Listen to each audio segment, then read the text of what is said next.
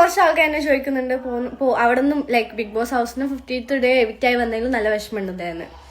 വിഷമില്ലാതെ നിൽക്കുവോ നിങ്ങളൊന്ന് പറ.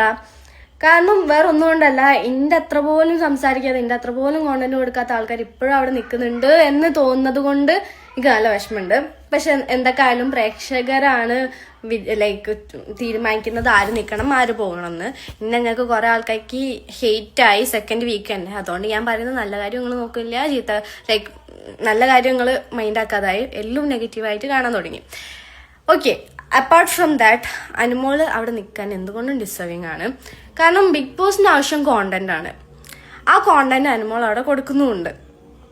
അത് അനുമോളിൽ നിന്നല്ല കുറെ ആൾക്കാർ അവിടെ കൊടുക്കുന്നുണ്ട്. ഇപ്പം ഈ അനുമോൾ ഒരു ടോപ്പിക് വന്നതിനെ കൊണ്ടാണ് ഞാൻ പറയുന്നത്. ആൻഡ് ഓൾസോ അനുമോള് നല്ലോണം അവിടെ അനുഭവിക്കുന്നുണ്ട്. ഇപ്പം ലാലേട്ടന്റെ അടുത്തുനിന്നാണെങ്കിലും ഇടയ്ക്കിടയ്ക്ക് അനുമോൾക്ക് അൺവാണ്ടഡ് വായ്ക്കൊക്കെ കിട്ടുന്ന സമയത്ത് എനിക്ക് പേഴ്സണലി കുറച്ച് വിഷമാവലുണ്ട്.